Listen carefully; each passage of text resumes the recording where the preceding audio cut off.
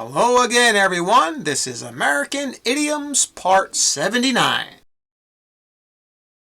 This is the 79th video in my American Idioms series, and like the others, I'll present 5 idioms to you numbered 391 to 395.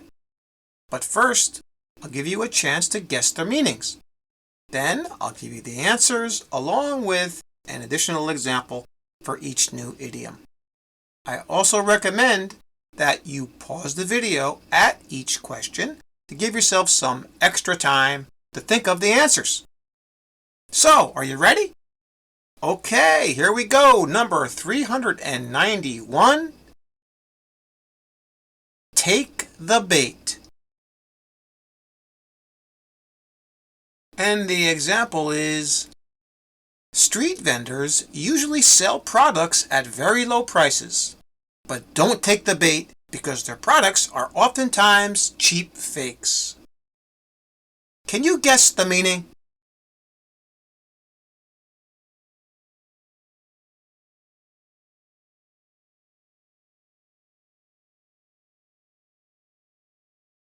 The answer here is A. To react to something that someone has said or done as they intended you to do. Now, the best way to explain this is to first describe what to bait something is. If you bait something, you're setting a trap. Think about a mouse trap. We put cheese on the mouse or some kind of food on the mouse traps, right? So the mouse comes in there and then he's killed by eating the bait and the trap shuts. Okay, so the mouse took the bait, right? He took this thing and he was trapped. This is how this is used, this idiom. If someone takes the bait, they actually react to something that someone said or did, right? In this case, in our example, these street vendors, right? The bait here is these items that they're selling at a very cheap price, right? So the person in the example is warning others. Don't take the bait because these products that they are selling are probably cheap fakes. Okay? Let's look at another example.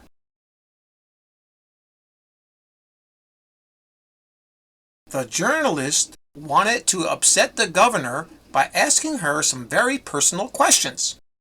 She didn't have to answer any of them, but she took the bait and then became very upset when she answered them. Now, in this example, the questions are the bait that this journalist is asking the governor. They are trying to get her to take the bait. And the governor did take the bait and answered these questions, and she was upset by them. It's exactly what the journalist wanted her to do. Okay? So the governor took the bait, right? Reacted to what someone had done. Got it? All right. And now for number 392, tie into. And the example is, the movie ties into the real life of an infamous bank robber. Can you guess the meaning?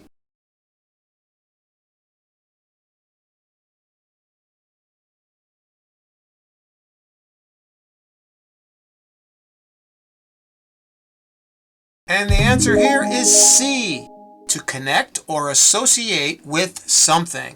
And that's what it means if something ties into something in this context, like in our example, where we are told that the movie ties into the real life of an infamous bank robber. It's connected to this person's life, okay? It's associated with it, so it ties into, all right? That's how it's used. Here's another example.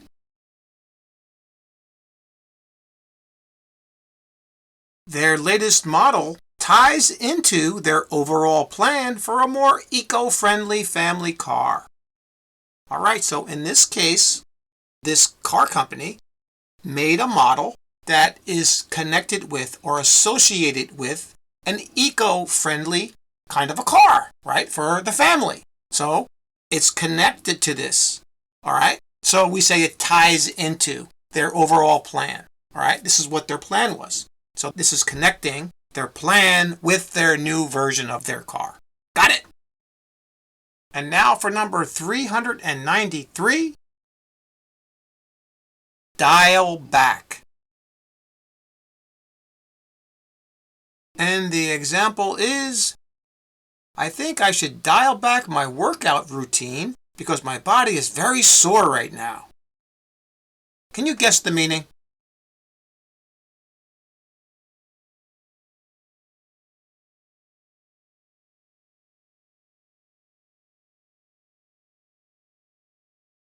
And the answer here is B, to lessen something, especially in frequency or intensity, which is actually what this example is all about.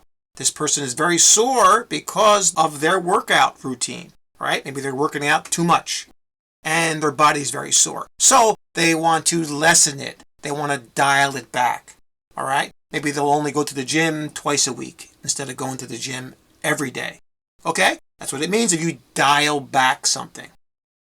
Like our next example.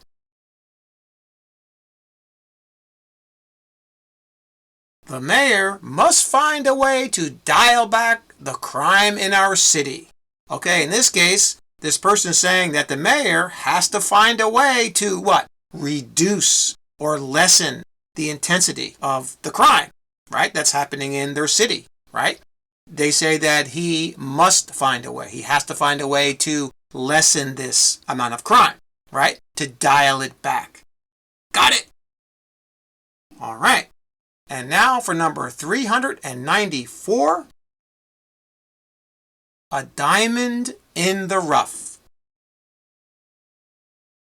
And the example is, she's not that attractive and is oftentimes unfriendly, but she has a beautiful voice, and if you have heard her sing, you would agree that she is a diamond in the rough. Can you guess the meaning?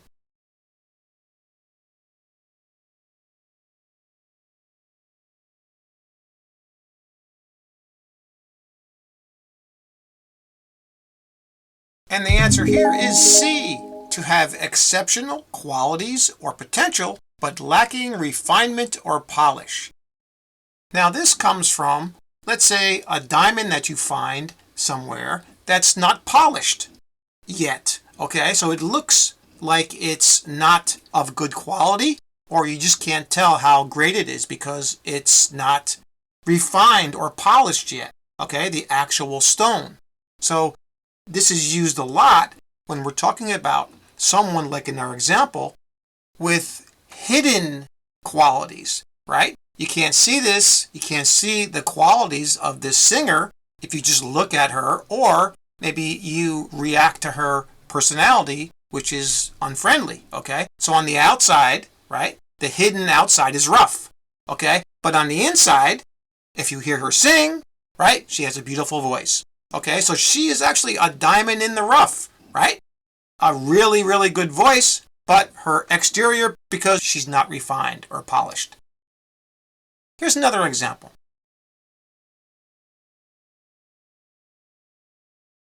I work for a very small company, but it is very profitable and it has a lot of potential for the future.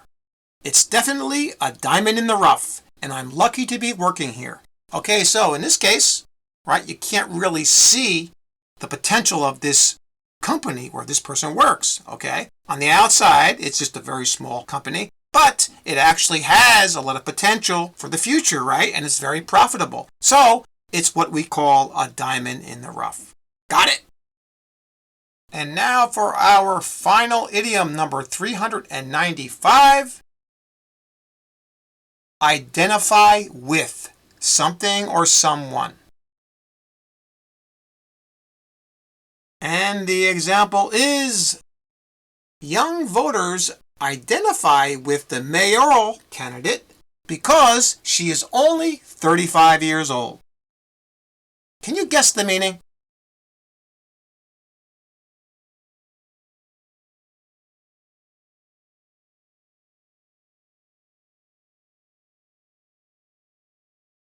And the answer here is B, to think of oneself as having the same problems and feelings as someone. And in this case, we're talking about how the voters, right? They felt like they had the same kind of problems or feelings as this candidate because they were young and the candidate was young. Okay? So they identify with her. All right? That's what it means if you identify with, in this case, someone. Here's another example.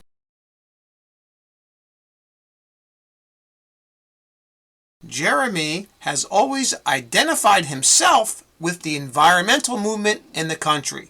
Okay, so in this case, this guy, Jeremy, right? He has the same feelings, or maybe he thinks about the same kind of problems that this environmental movement in the country is dealing with, right? So he identifies with it because this is how he feels.